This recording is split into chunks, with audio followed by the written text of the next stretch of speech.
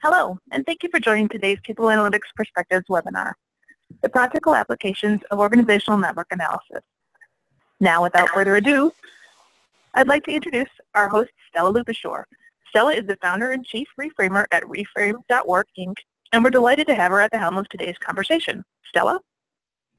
Thank you so much, Dawn, and I'm thrilled to be here for our next event, and I would love to welcome two of my guests today. One is Arun Chidambaram, who is a dear friend and is also a voice to reckon in the field of analytics.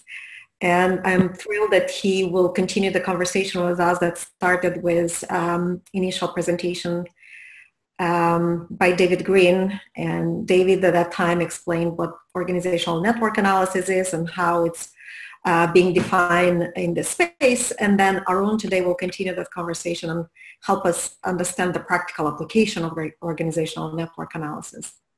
Also, I'd like to introduce my partner in crime in these events, Anthony Balabanda, who is the Vice President of People Analytics TrustSphere, our host for today, and would like to also hear from Anthony how organizations are using ONA and getting practical applications and impact from the clients that TrustSphere serves.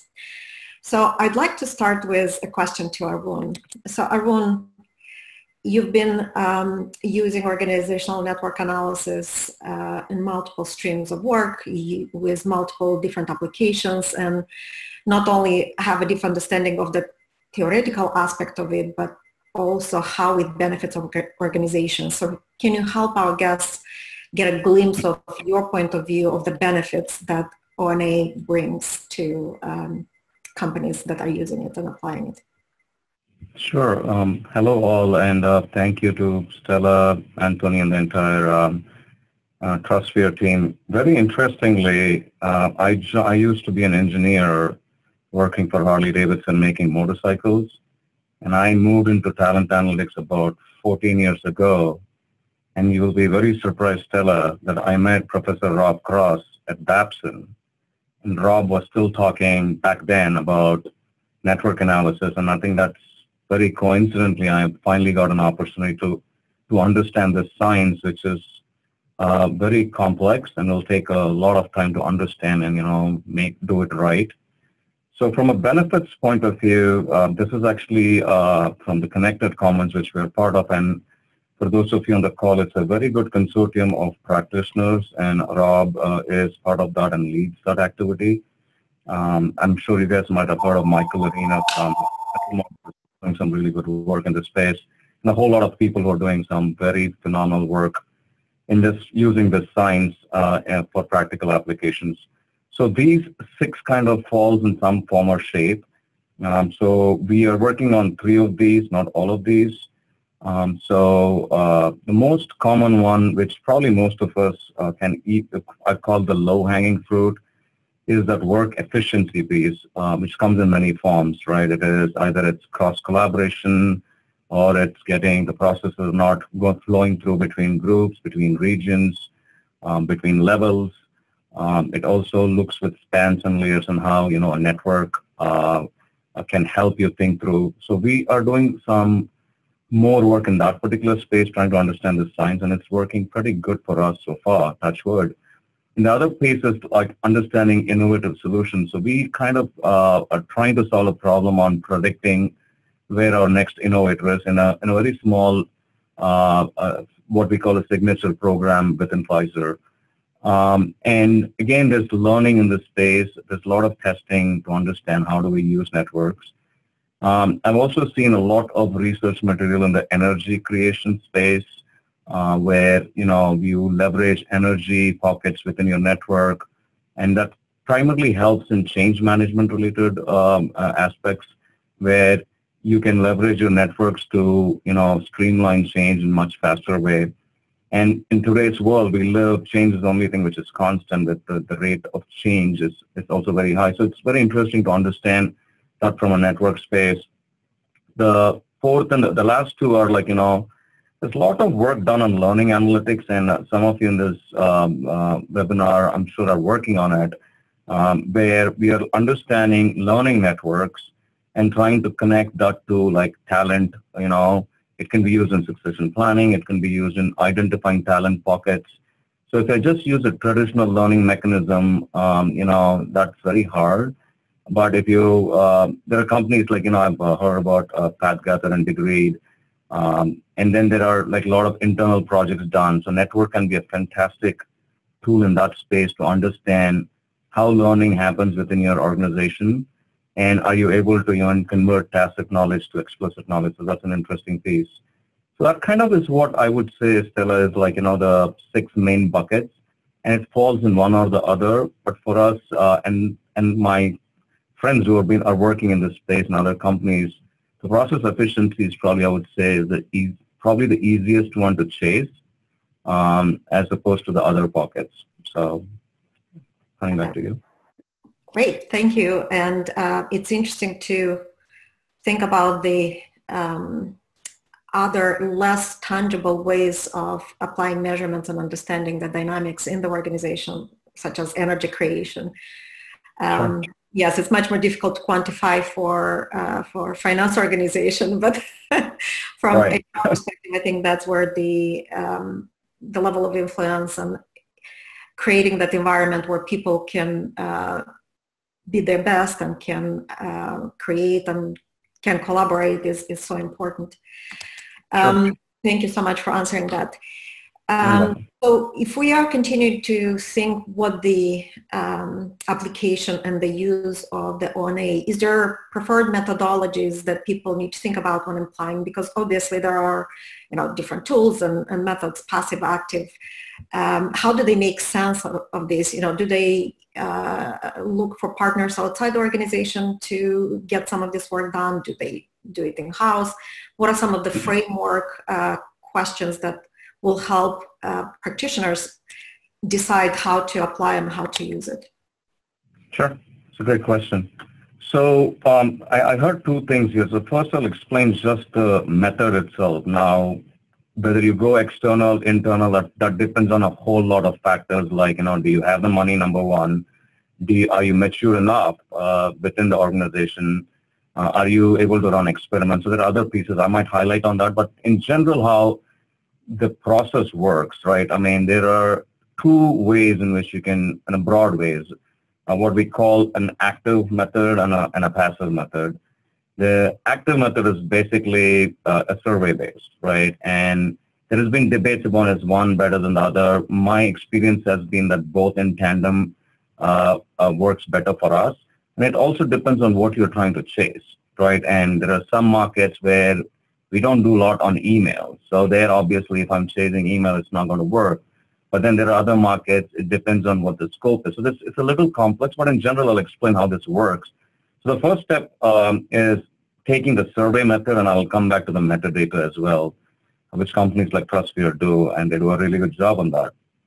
So you ask your network, or use the scope, what we call the bounded network. It's like people who are in the scope of work. So you pass it, it's a straightforward survey. Typically, it's 4 to 5 questions. And you say that who is, in your network, who do you connect with in your network? So it's a series of names, and there are different methods in which you can select. And then it's some kind of a relationship variable. So you say that what are the characteristics of the relationship you just mentioned? So some of the basic ones which we have learned from the commons is like, do you go for information? Do you go for political support? Do you go for change? Do you go for purpose? And that depends on what you're trying to solve. So the scope is very critical when you're doing an ONA, and it can be varied based on what you're trying to chase. So that's kind of so you get like a XY grid where you say, okay, I connect to 20 people in my network, and then let's say 6 variables of characteristics of relationship. So you get a simple, quick plot of, I go to XYZ for A, B, C, D, E, and F, right? So that gives a first shot at it. And then you combine that with, depending on what you're trying to solve, like typically I've seen using your HR data sets. You can also, include external data sets. If you want any of the business variables, you can drop it on top of it. that leads to what is called a network graph. And obviously I made this science look very easy, but there's a lot behind the scenes in terms of the tools and techniques. In fact, there are packages in R right now which called iGraph, which does that. But we use the basic from Rob's shop. We use something called UCINet and NetDraw. Those are the tools we use, which requires a little bit of coding in there. There is also the other way, which is which I call the passive way, which is basically like TrustSphere is a great example where you look at metadata level, you look at IAM, you look at some companies do voice, and there's my good friend Ben Weber, who is the CEO of a company called Humanize. They use more like badging combination with some voice activated stuff. So there are many ways in which you can track that meta level, and but still it comes back to the same. Then once you do the meta analysis, then you can combine it with demographic data. Microsoft's 365 also offers they analyze more on the meeting minutes and calendar metadata to chase productivity.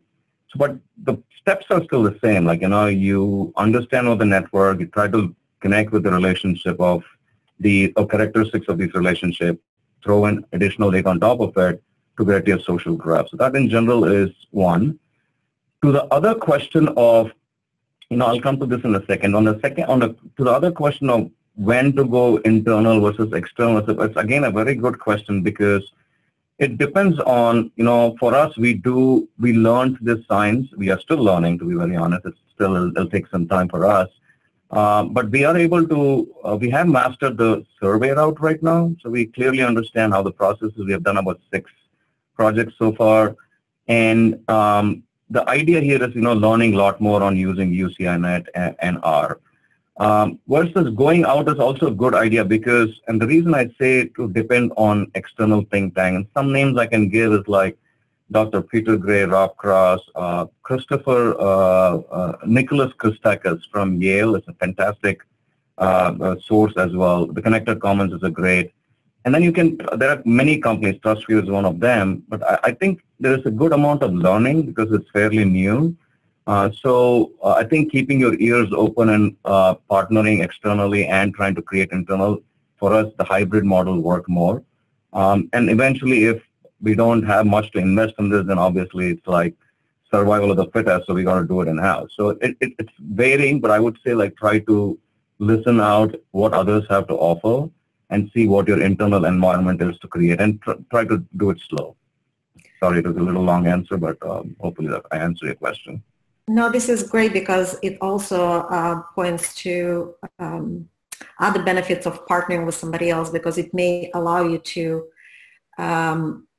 amplify the trust of employees because when you do a lot of this analysis internally, no matter how much you protect and claim that you are anonymized and de-identify the data, there will still be some sort of a hesitation as opposed to when you do the data set to an external party, third party, where you know that is protected. So thanks for sharing that. Yeah. Absolutely. So I have another question. So it's measuring the connections and it's understanding the dynamics and practical application. A lot it's related to improving efficiency of communication and in essence helping organization get the work done faster, better, more optimally, right? So there is a business benefit out of it. Have you done any analysis to understand the actual return on investment? Has there been any quantification of using ONA in the context of your work? Sure. Yeah, and I'll give you the example. So there is this backdrop here. I'll tell you the context of this slide which you're seeing right now. We are, in fact, I was telling Stella earlier that right before this call, I was just looking at some results of an ONA work. So we are actually looking at 3 groups and trying to understand how things work, handoffs happen, and these 3 groups depend on each other to deliver the output. So the objective here was like, hey, what is happening within the 3 groups? Can we do better? So we did a preliminary survey-based analysis here. So the bounded network, not this particular graph, this is a completely different example, but the point is we looked at the bounded graph, and the bounded is basically people in scope. So we are trying to understand these three groups, how they partner, how they share. And what we found out was, which kind of is my first point in this case, is not to show things like this backdrop. I mean, this is more for our eyes and your talent analytics team or your data science teams. And it all depends on what you show, because on the left is what the scope, within the scope, they're talking to each other. And the right is everyone they talk to. So the right side has people who are not in scope, right? So if, let's say, Stella and Anthony are in scope and two others are not, it only shows how Stella is talking to someone else, how Anthony is talking to someone else. So just to ground everyone, the dots here are called nodes. The very basic is 101 of ONA. And node is basically represents a person. And then the line you're seeing are called ties. That basically is the connection between. And then out of this comes a horde of measures, right? And I'm not going to talk about that because the idea here is you have to spend time understanding. So our goal here in this case was to see how these three groups work, where we have collaboration, where we have something called a collaborative overload because we have a lot of burnouts, which region is working good, which region is not working good. So based on that result, we found a lot of interesting facts, right? Because when I look at a hierarchy level, I don't know where my subject matter expert is sitting. I don't know if my subject matter expert is the energizer. I don't know if my subject matter expert network is also very strong. In a mathematical term, it's called an eigenvector centrality. What it basically means is not only you're very central, your groups, your alters are also central. So meaning these are networks, if they're good, information passes on fast. If they're bad, obviously it's not a good sign. So we try to understand, who the SME is, how you pass, are they energizer, and are they burnt out? Do they have collaborative overload? So these are the types of things I would say that you will not get just doing a straight survey or even a straight analysis. And the way we are using the action plan, obviously, in this case is to optimize who the potential groups are. We're not doing it at an individual level in this case, but a potential groups are. So if your subject matter expert is already overloaded, then you don't want to kind of pick that group. And another point I would make is do not, and this it's irrespective of ONA, any other math you do in HR analytics, you always respect what an HR business partner has to bring to the table. So I'm not saying that everything will be super data-driven. There is always a catch between the qualitative and the quantitative, and the same applies in ONA because there are a lot of debatable topics. Like, for example, if someone is central to the system doesn't mean you don't think quality or quantity. So there are a lot of pieces which comes out. So what I would also suggest is once you get it, put it in a form, and that's exactly this slide. Put it in a form which is explainable, number one, which doesn't go into the crazy math or all the sexy graphs you saw on the last screen, because even if you show the graph, what's the big deal? They're going to say, okay, looks good, then what? But slides like this has been more effective for us, where what this is saying is the rows are basically, let's say, different groups which are seeking expertise, and the columns are basically groups which are providing expertise. And in this case, the way you read this is like, if you look at the first row, let's say you can say Division A is going to Division, there are 92 connections between Division A and B, and of the 92 connections from B, Division A needs more access to 52% of that 92. So that's like a big number, meaning they're saying that we need more access to those people, which is a signature of like the burnout or the overload. And there's again, 33% is the cutoff from what Dr. Peter Gray tells us from research. So you can see that in general, these networks are very overloaded to begin with. Now, this is something an analyst or an HR person or a leader will clearly understand, as opposed to showing the network graph because it looks cool. So, and that storytelling aspect is very common to other parts of HR analytics, like most of you know. So this again is an example where what we are doing. It's very helpful for us to understand how we can optimize rather than just saying that let's pick SMEs, based on whether they're high performers or some kind of other basic two-dimensional statistics you have. And I think the engagement talking with HR has been extremely, extremely helpful for us, and they appreciate these. Great. So this is really, really interesting. And, identifying the burnout, it's one of those perennial, unquantifiable traditional way, unless you go on our surveys.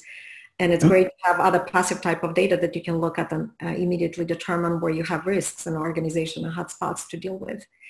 So we have about 3 questions in our Q&A, and I'd like for you, Arun, to take a look at them. And while you do that, I'd like to ask Anthony. Anthony, from the clients that you've worked with at TrustSphere, what are some of the return on investment you've seen and other types of benefits that customers get from using ONA? Yeah. So thanks a lot for that, Stella. I think what Arun said is really fundamental here. Like, ONA is just another strong technique that you can use to find out how work gets done or how things happen in your organization. But it doesn't mean that, for example, you stop doing workforce planning, you stop doing talent management and so forth. So ONA is just part of the overall cohort of tools that helps you get things done. And for us, when we've worked with some of our clients, one of the big things we like to have is the client coming to us with some form of question so that we can then frame an approach around it. And by this, I mean, we had one client, a big FMCG, they were doing what I call a leadership development course. And so they had about 20 or 18 leaders, and they wanted us to measure the way those leaders were changing the social capital within their organization and within themselves, among themselves, as they were going through the leadership development course. So for us, what we did, they gave us an ecosystem saying, okay, those are the 20 people on the leadership course. We want you to analyze the interaction with their managers and with their teams. And over time, trying to see how this changed based on the development course that we're putting them under. And so if you go to some of the slides that we did, you can actually analyze over time how things have evolved. And as Arun said, the graph is not everything. But what we're able to show is that how those people started, who they were linking with, and then how things evolved over time. So it gave the people an ability to really see something that might have been a gut feeling before to be translated into a much more scientific approach. What we're seeing here is just like for one of the individuals, their networks, the people that they were talking to, and also on the back of this, some of these insights that we can find from understanding those interactions. But if you go to some of the next slide, which is really some of the things that we did, it gives you also the thing with regards to the direct reports, also internal and external relationship. So to go back to your point about how we've been using it with clients, a lot of the people we work with, what we try.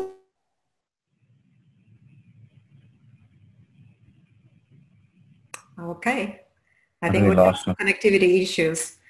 So we'll get back to him when he joins back in. Arun, meanwhile, would you like to take a stab at some of the questions? Yeah, I'll try my best. If I'm not answering all, please feel free to connect me directly. And I don't know if you guys can see it, but there is this book. This is the Bible. It's called Analyzing Social Networks by Borgatti. This is like an absolute must-read.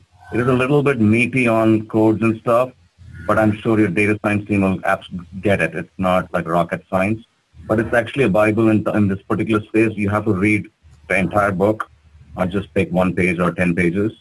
But it answers some of the questions being posed as well in terms of, Trevor, you're asking about any rule of thumb. Technically, if you have 2 people, you can have a connection because they are all connected.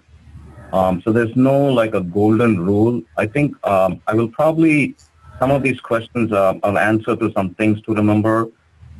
It is a very steep learning curve. So you will have to put time and effort on it. You just don't have a magic button and try to solve this problem. Spend a lot of time, just like any other science. Yeah. The scope of the work matters, because what you're trying to chase will also define what kind of methodology I should use, and also that also define your ego population and the strength of the auditors. For active, if you go a survey route, participation is very, very important in O&A. It's not like, hey, if I get 50%, because they say that there's a rule of thumb of 80% or more, but again, it depends. And then the type of data collection will need more scrutiny in terms of understanding, for example, if it's over metadata, is it last 6 months, next 6 months? Are there any big organization change? Are you going through an M&A? Are there any external factors? So you've got to think through applying a network. Experiments are very important, because the now what, like you do all this, then say, what do you do with it? The action and how do you do? And only for a network to change, it will take some time. So in this particular example, we looked at the networks of the 3 groups. We're going to do another one 6 months from now, just to understand, did we see any changes in the overload, the efficiency measures? So it's not like, hey, 1 month and write a template for action plan and you're ready. So don't spend some time on that. And the last thing is, like, the transparency piece is a little tricky. So if you're trying to test an experiment, you don't need to do an unnecessary disruption. But in the event you have to get through, the metadata, please be very clear on what you're trying to do more than how you're trying to do. Mm-hmm. That's kind of some of the questions I saw. And the list here. And I couldn't agree more. Feel free to connect me directly. Thank you. Yeah, I couldn't agree more with you on this, Arun, because otherwise we can go down what I call the rabbit hole. If you don't have a clear, not clear, but a kind of like defined view of what we're trying to measure or what you're trying to unearth, you can go down and analyze for the sake of analyzing and not really providing some insights to your business that they can utilize to make things better. Because the primary purpose of this is really, how can we enhance the current state of affairs? So when you're using O&A, it's like when you're using Excel versus doing manual work. You're just using a tool to help you do things in a repetitive fashion, in an automated fashion, quicker, simpler, and with a higher level of accuracy. So that's if I could give only one piece of advice to people is, try to have an idea as to what you want to measure. Otherwise, you can be in a meander for a long, long time. Back to the rule of thumb for all the analytics work. Go back to the business question that you're trying to solve for, and then take it from there. And both of you were trying to address the question that Trevor Burb asked. Are there any rule of thumbs that you can share regarding the amount of data required to implement O&A? And there are a few more questions that unfortunately we don't have time to address today, but Arun, we will take them and send them your way so you can get back to the individuals directly, if that's okay. And sure, then, or even through LinkedIn, please connect me if you have, feel free to ask them. Either way, still it works. Sounds good. Yeah. And then there was a question related to the complexity that European Union countries are going to have to deal with, especially in light of some of the GDPR, so the new privacy regulation that is coming in. And I just wanted to put a plug for one of the upcoming webinars where we are going to dive into this topic exclusively, both in terms of the organizational network analysis use, as well as any other types of analytics that is being done and attempted by global organizations. So stay tuned and watch your mailbox for upcoming invites. We'll also have another one focused on the topic of diversity and inclusion, specifically more on the topic of inclusion and how can you use organizational network analysis to understand the environment that leaders create. So hopefully today's presentation was informative and you've learned from our guest speaker, from Arun, and I want to thank both of you, Arun and Anthony, for another engaging and to the point conversation, and look forward to continuing to engage our network and our practitioners in conversations around this evolving topic of organizational network analysis. Thank you so much. Don, back to you. Thank you very much. Yeah. Thank you very much. Bye. Bye. Thank you again for joining today for the session on practical applications of organizational network analysis. Watch your email for the replay link. Feel free to contact us with any further questions. And without further ado, I'll now close the session. Thank you and have a wonderful day.